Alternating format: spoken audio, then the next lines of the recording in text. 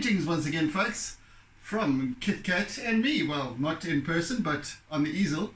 Anyway, he's not around today, in the flesh and fur. So, nevertheless, we continue. Sage is around somewhere, but she might pop in and visit, but who knows. Right, let me just up and at it then and get going with this piece while the going is good. So yesterday we began establishing the basic background depth of charcoal, darkness, etc. Still have to deepen that a great deal. There's a lot of work to do on this piece, and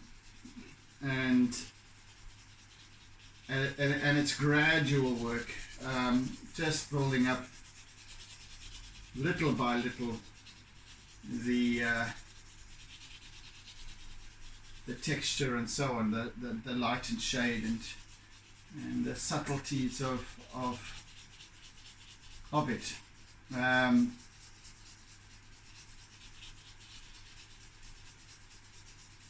As I've explained many times, I don't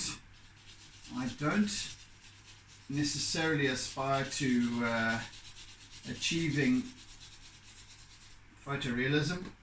So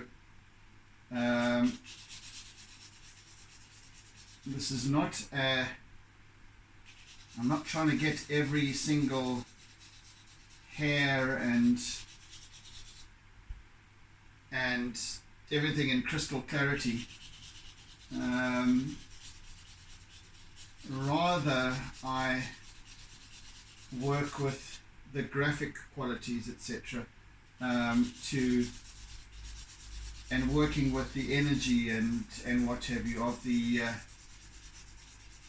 subject, of the setting and the ambience, etc. To bring forth an appeal of the character of KitKat. That's my kind of storyline anyway.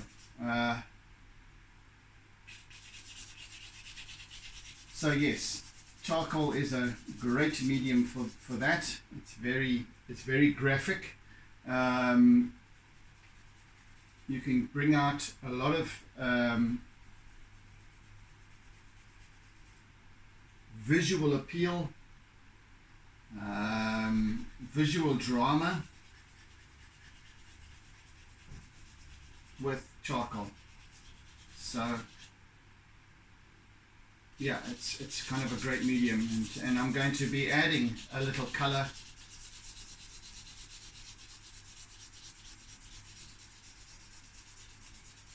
with chalk pastel, soft pastel, whichever you desire to call it, and then perhaps using a little touch of acrylic here and there for extreme highlights, his whiskers and so on, and just a couple of spots along this the leading edge of his snout and the top of his forehead, etc. But we'll see how that goes. I'm pretty certain I shall be.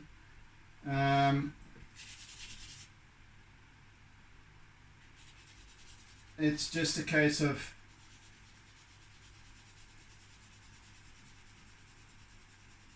how I work up the contrast here in chalk pastel, and also my compressed charcoal.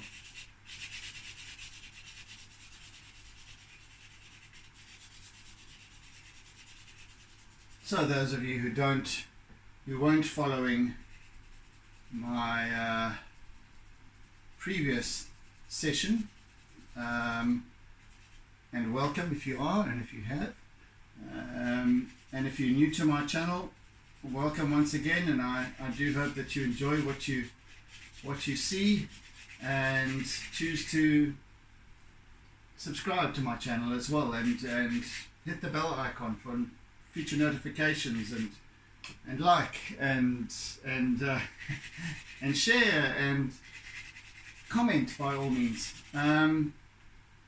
So yeah, for those of you who missed the previous session,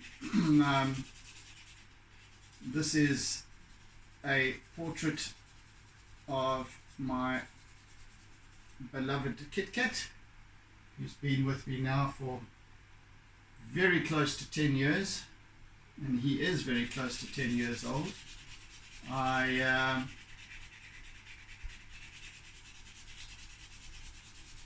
had, when I got KitKat, his brother also came with him, Tigger, but Tigger unfortunately left us, I don't know where to, as happens with cats. After having them for about a year, and he disappeared, sadly. Yeah, so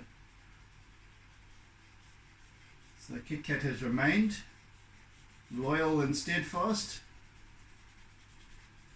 but he has taken to wandering off a bit and going and spending time elsewhere of late, but part of the course, I suppose, with cats. He was here for the starting session for this piece, but today chose otherwise.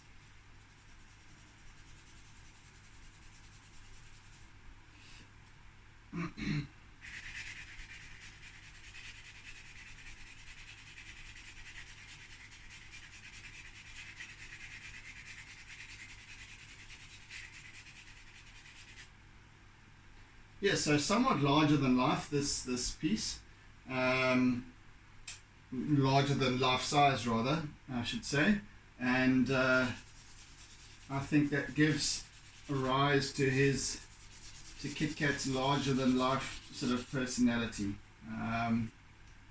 He is a wonderful soul and very gentle in his nature. Gets irritated with the little ones, but by and large, very gentle nature and loved by everyone that he encounters. Very special boy, and yeah, he's been through 10 years of my life as a companion and as a friend, as a soulmate, really.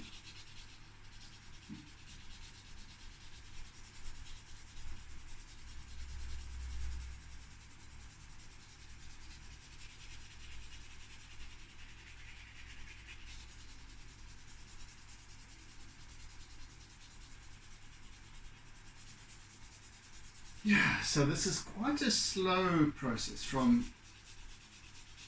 the other pieces that I generally work on, seascapes, landscapes, whatever it might be. Because of this, there's a lot of this slow building of texture, and with attention to light and shade, etc.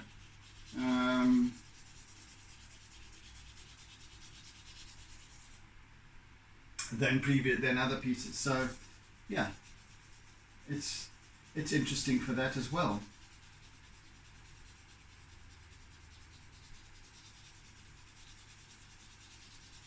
So I'm working in all directions with my charcoal here, just slowly building up the integrity of this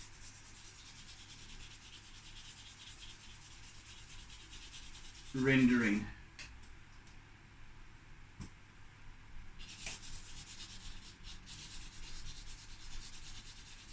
And even though I'm working quite loosely, I am paying attention to subtleties of form, as well as light source, as well as KitKat's markings for that matter.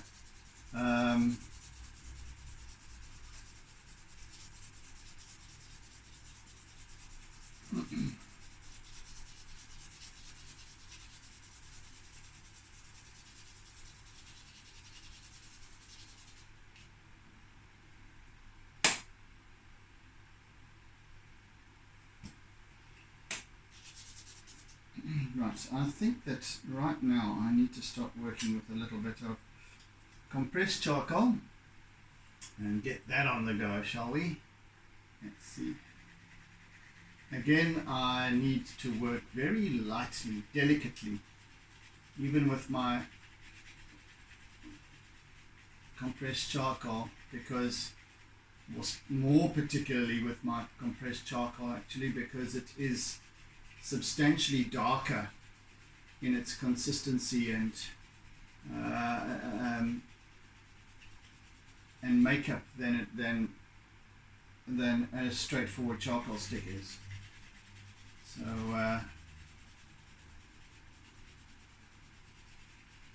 I'm only going to be using that in the more extreme darks, some of the dark aspects of the striping, KitKat's markings, etc. And some of the darkest shadow areas.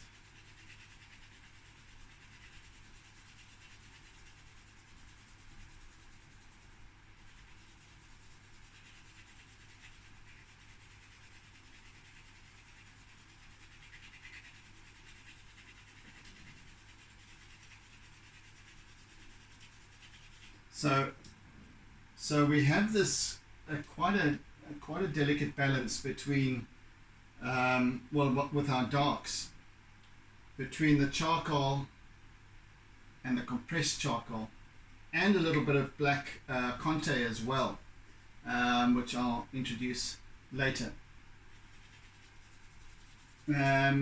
which gives that, the compressed charcoal is very black. Charcoal is a kind of I'd say a 80 to 90% black, depending on pressure, but this is the blackest of black. So using it sparingly, but slowly building up, as I said, the integrity of that contrast. It's darkest in these sort of nether regions of the image itself.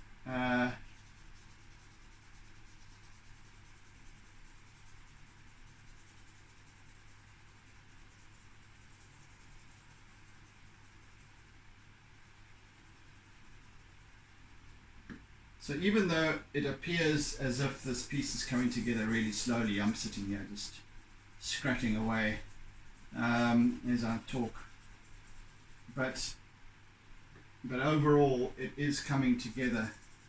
Well, of course it is, but and it goes without saying, but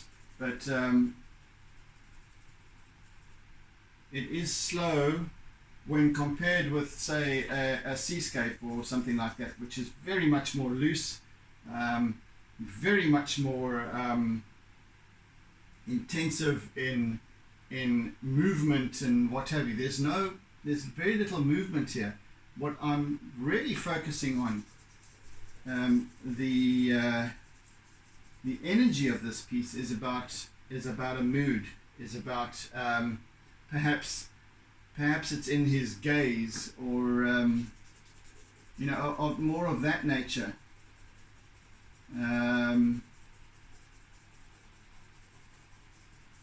So it's very different in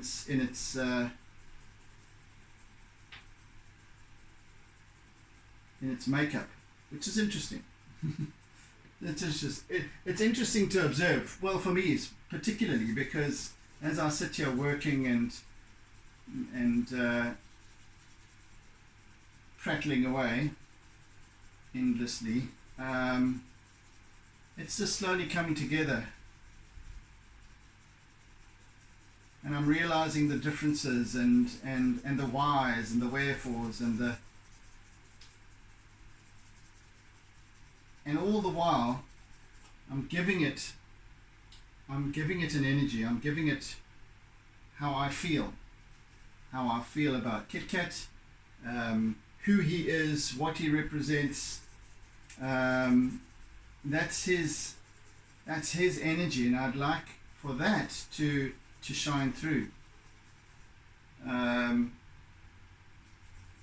Not just in the final piece, but in the evolution of the work as it comes together.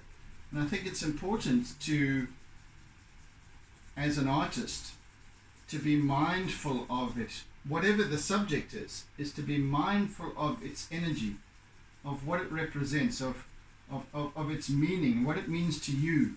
Like as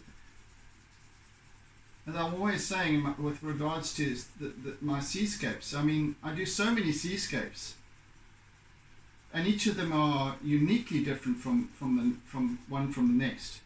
And each and every one of them I give energy to. I sit and I feel the essence of the water, the ocean, the disturbance of the surface of the water, the waves and their progressiveness and so it's really, I believe that really brings an artwork to life,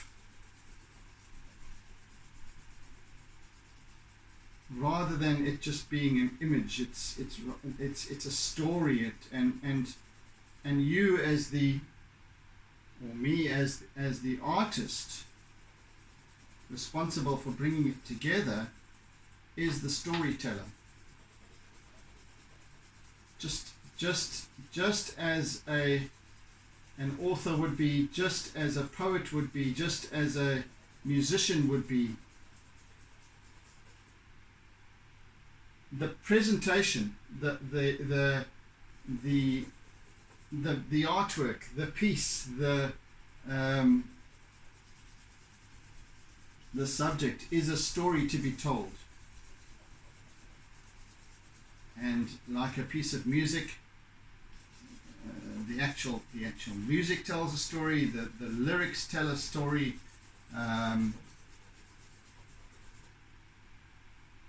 There's an energy to it, and that energy is given by the artist or artists involved in the telling. That's the way I see it anyway. Feel free to comment and engage with me on the subject, because we tend to take for granted, no matter what kind of, whether we're an observer, in an audience, at a concert, at an exhibition, we tend to take our roles for granted, and yet our roles exist even as a, let's say you're visiting a gallery, and you're looking at viewing an exhibition. As you wander around, certain pieces stand out for you, or you recognize something in an artwork, and that's about recognizing something in yourself. And how, then it becomes, well, how do I? So your role is actually, as an observer, is to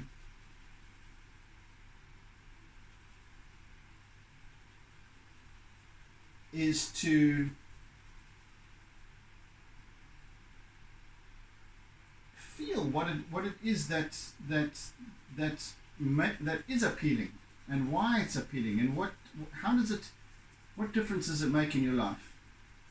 What does it remind you of? It's there's so many factors involved, and by and large we are unaware of them. They just, they happen, and sometimes we go through it. We go to an exhibition and we just go to look at nice pictures.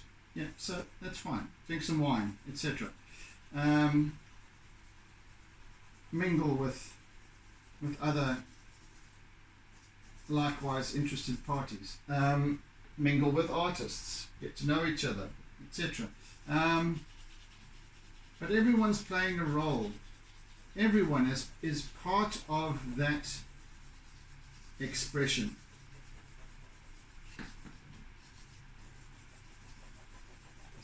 Maybe I sound like a bit of a raving lunatic right now, but it's just the way what's coming up from me right now in this moment, and is that we all play a role in creation, and everything that we do, everything that how we express ourselves is how we create. So we're all creators.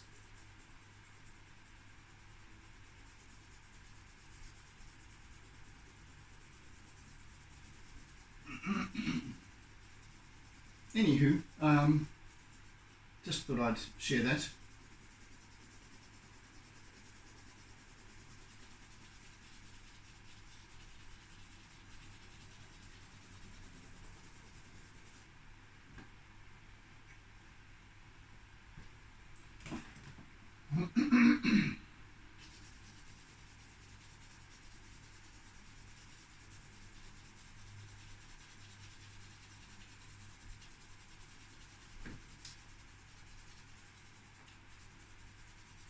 I'm going to be introducing some white, maybe not today, but I'll be introducing some white, and that will bring some white chalk pastel, and that will bring about some interesting dynamics in the greater scheme of things here.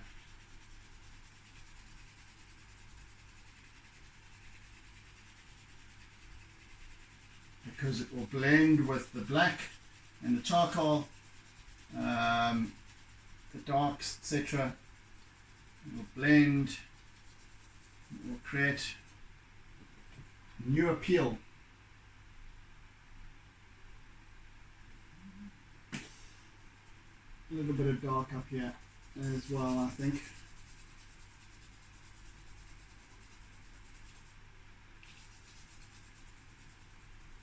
I don't want to. I'm using my compressed charcoal quite very lightly, because if I press hard, I'm going to get a dark mark, a very, very dark black mark that will be difficult to integrate with the rest of the piece, so it will stand out. So I need to build this up very subtly. There's especially in the background, there's a very subtle, it's dark. These are dark lighting, and even though the tiles might be light cream colored, but anyway, in the given lighting, there is where it's overexposed in the highlight areas. It's very much low light in the background, and but there's a consistency that I need to observe. Very gradual changes in shadow, in lighting. There's no cast shadows in the background. So, and whatever cast shadow is in this particular subject, it would be over this way, out of the image area, because we have our light source coming in from this side, directly in from this side, perhaps even a little bit to the fore or to the back. So yes. Very subtle change, shift in light. And that I want to be very, very careful of, that I don't create these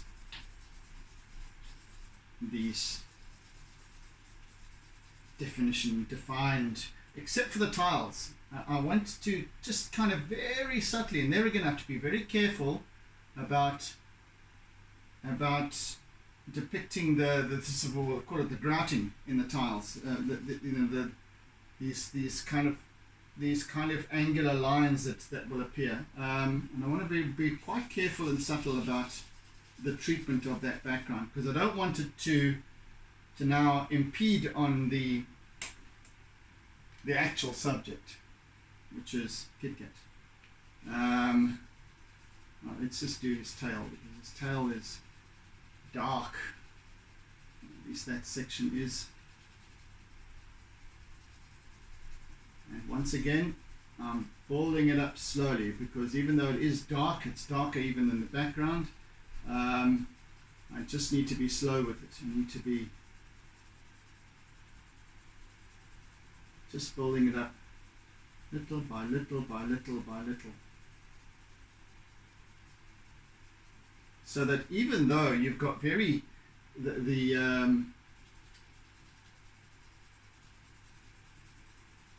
changes in tone are quite subtle,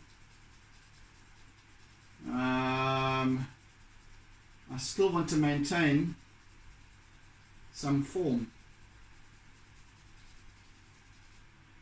So, yeah, a little bit of, I think at this point, a little bit of conté, black conté as well here. It's got a different consistency to the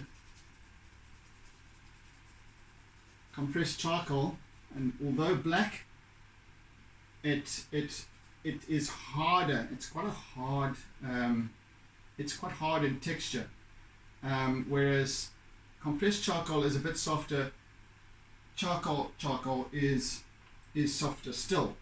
So we've got these three different intensities, and all three deliver a different, well, to the eye visually they're all black, or pretty much as close as damn it. You can see that the one in the middle here, the compressed charcoal, is a lot darker, a lot inkier.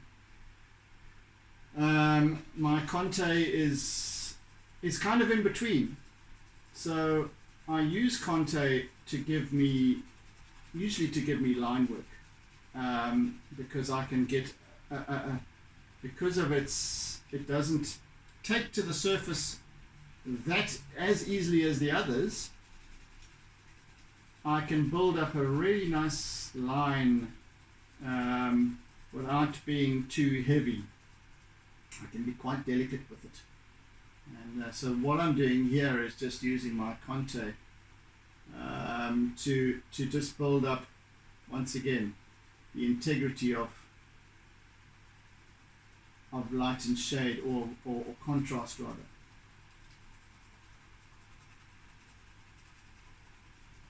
It is a slow process. In fact, it's slower than I intended it to be, or I thought it might be. Still, it's coming together as it should.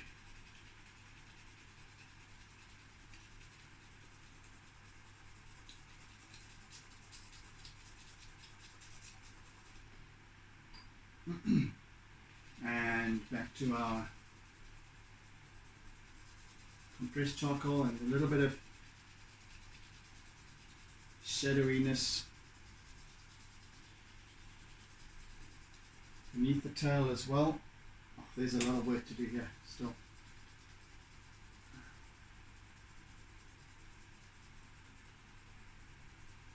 Let's do some smudging. So I want to work this. You can see it right on my finger. I want to work this, smooth this blackness in. I want to work it into the grain of the paper. Solidify it. Entrench it. and then work over that. So it's kind of, see, I've got a,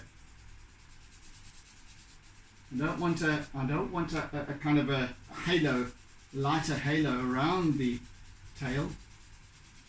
So let's just blend that a little bit.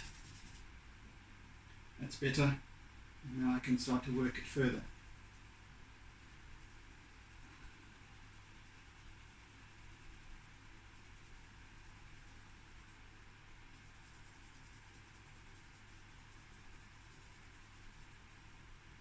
Again, I don't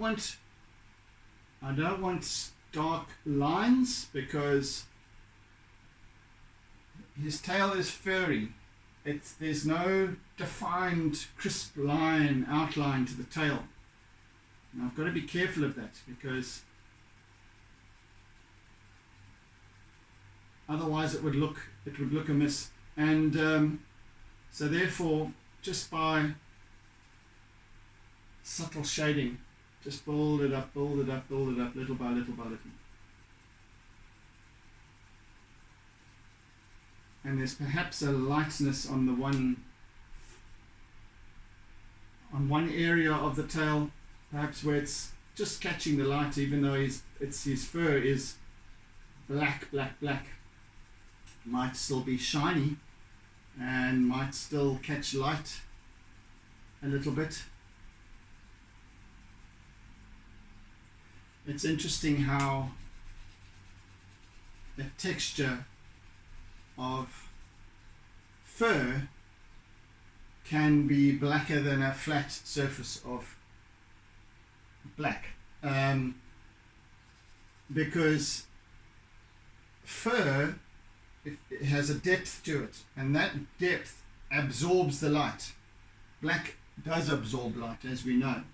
It absorbs heat as well. So black fur is even blacker, but then it's also got a highlight to it as well. It can have a highlight to it as well. Interesting little observation there that popped up. So if you have a black cat or a black dog, or a cat with black stripes, or a dog with black spots or something, have a look at their fur and look at how the difference in the colors of fur, how it changes the light. Like, for example, so Fynn is a black cat, and it's funny because in the twilight they're playing outside. Fynn stands out because she's blacker than black. She just, any light, she just, her fur just absorbs it completely. And yet Sage reflects any light, so she like stands out as if she's, luminous. It's fascinating. You can see Sage even when there's load shedding at night. She catches even starlight. She stands out like this little, you can see this little white blob moving around. And same with Fynn, actually. You can see this darker than the darkest little smudge, because she's against the grass or something like that, which has a different intensity of light. It's fascinating for me to observe these things and to see how light works, in fact. And Sage being, okay, she's mostly white, but she's a calico, so she has these three different. She's got a patch on her head, which is KitKat's markings, with the little stripes and what have you, and a little bit of ginger. Then she's got the ginger, but then mostly white. She's got a patch on her head, a patch on her back. Her tail is also. It's funny. She looks like a little marsupial, because like a lemur, because she's got a stripy end, a gingery middle, and a white middle and a gingery end. So yeah, it's very interesting.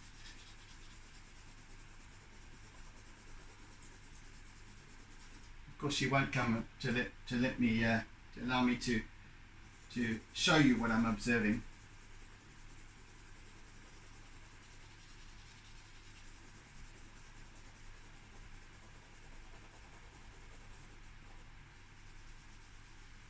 Right, now where I've been working on this area here, where I've got the most intense darkness, and this has to build much more. Where I've got this intense darkness, now I can rub it in with my fingers, and it just compounds and compacts,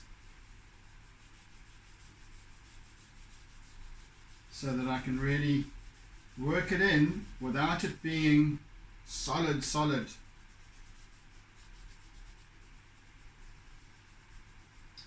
That won't show up in a photograph. Well, not one that I can take of because I always take a photograph of the completed pieces and to show you. But I don't have a fancy pants camera, so and even though my smartphone might be fancy pants enough, it still won't. There's certain aspects of the image that it won't pick up. Subtleties. Yeah, anyway, but yeah, I can only do what I can normally do. So we got about 8 minutes left, maybe 7-8 minutes left. Just want to. This is a slow process, really it is, and that's absolutely fine.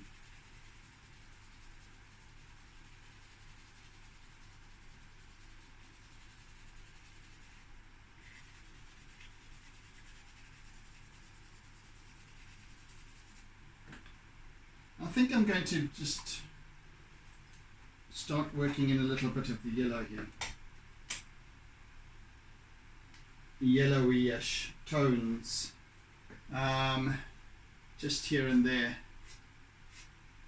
just so that I've got something to show for my work today. It's me. It's taken a while.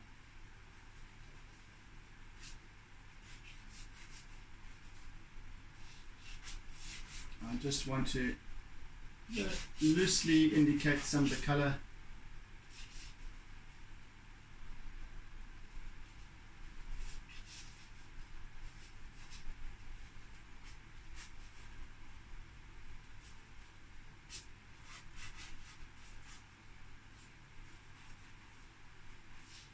So,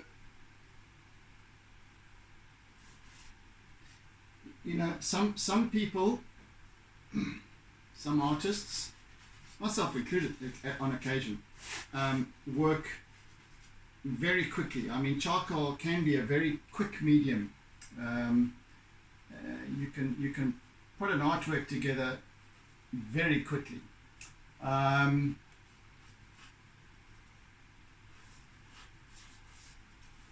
Here, in my pieces, I usually take my time about it. It comes together gradually.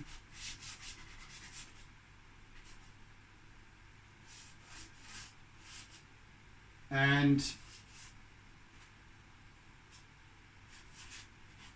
yet, by the same token, I can put together a small A5, A4, whatever, reference image very rapidly. It takes minutes just to get the feel of it and the proportions and what have you. So that by contrast, I can work very quickly. I just choose not to. So it's good enough for a. Sorry, I just need to focus on what I'm actually looking for here, which I don't quite know at this point, but I'm looking for a brown of some kind. Okay, let's just take this for now.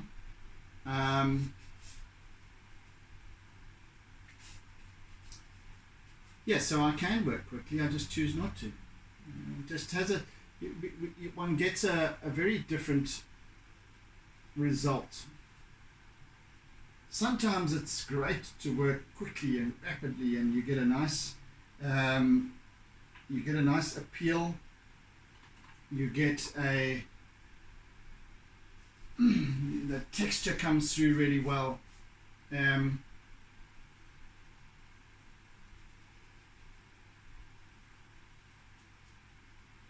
You get a really nice graphic appeal, something that is brutally and very quickly and perhaps also delicately at the same time executed. And other times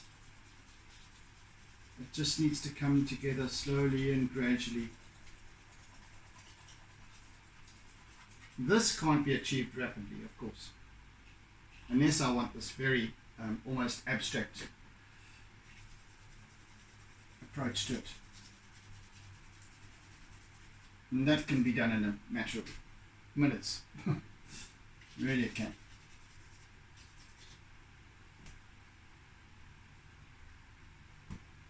So I've made his paws a little bit larger than what they would be in what they are in the photographic reference, and that's something which is it's kind of a sleight of hand, because it's an artist's, it's a visual thing, a visual trick, because and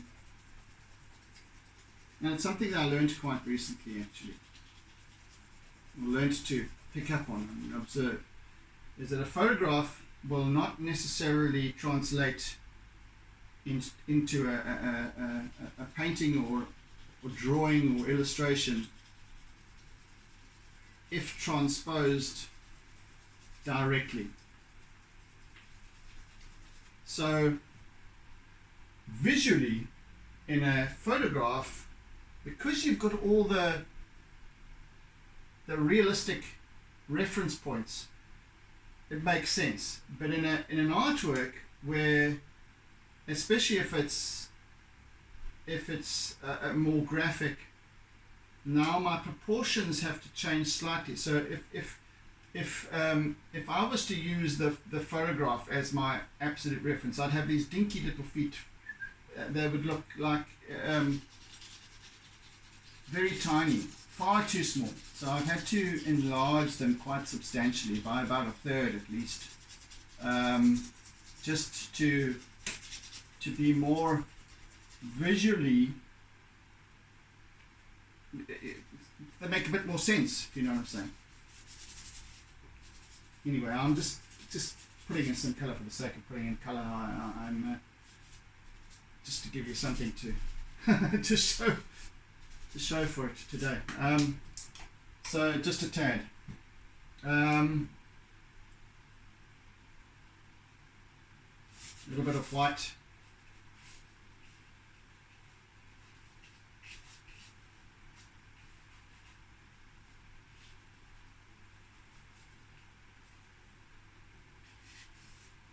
That eye I'm going to work on in due course. I'm not going to touch that yet. That's an important, very critically important part of this whole piece. That needs to be that needs a very delicate approach and lots of concentration, I'm sure, so I won't be talking through that. Nevertheless, yeah, that's progress for you. So yeah, the eye, in fact, you know, I believe that in a portrait of any kind, it's the eye that actually captures, because it's the window to the soul, etc., blah blah, fish face. But the eye captures the essence of the individual, of the character. So it's very important to be very particular when it comes to the eye. I find that dead eyes kill an image, kill an artwork. where attention hasn't been paid to the eyes, where it should be. Never mind the rest of it, actually. As long as you've got everything in its right place and in proportion, etc., that makes sense, unless you're Picasso or something like that. But the eyes always draw attention, just as much as you feel an energy when somebody's looking at you and you're unaware of their presence. The fact of their gaze draws your attention inexorably. And so yes, eyes are very, very important, and I love working with eyes. I love to depict them, etc. I think it brings soul into the artwork, and it will most definitely bring about KitKat's soul and allow it to kind of shine forth. Yeah. Anyway, that was just another little tidbit for you. Anyway, we've gone past time now, so thank you for joining me. I hope you enjoyed the proceedings, and hope you join me again for the next session, the penultimate session. And yes, so I bid you oodles and oodles of toodles, and I shall catch you again on the morrow. In the meantime, be good, be kind, be gentle, be caring, be loving, etc., etc. So yeah, have a good one, folks, and catch you again soon. Bye. Don't forget to doodle.